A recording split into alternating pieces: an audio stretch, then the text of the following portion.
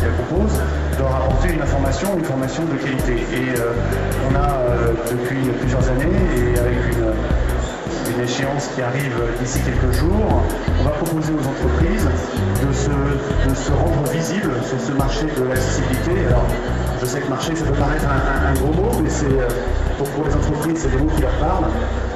Sur ce marché de l'accessibilité, pour pouvoir se repérer, pour pouvoir se positionner. Alors, ce qui s'est passé, c'est qu'on a eu une idée, je sais pas si on déroule la présentation comme on parle comme ça.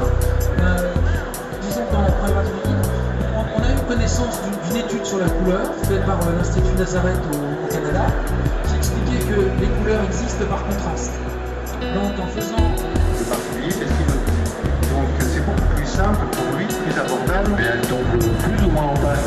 C'est pas le problème de panne, c'est en fait le contrat d'entretien va garantir que les sécurités sur un bâtiment recevant du public fonctionnent.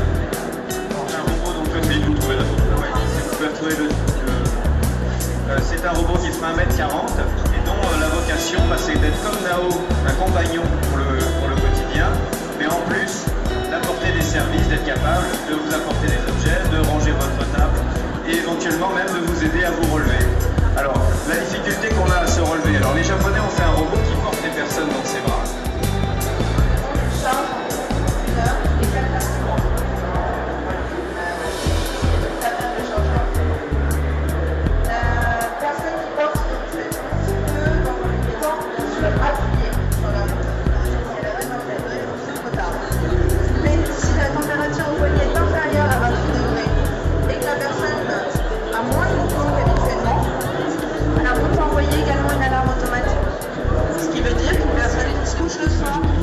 De créer une canne et l'originalité de cette canne, dont on va vous présenter les choses, l'originalité de cette canne, et ben la voilà.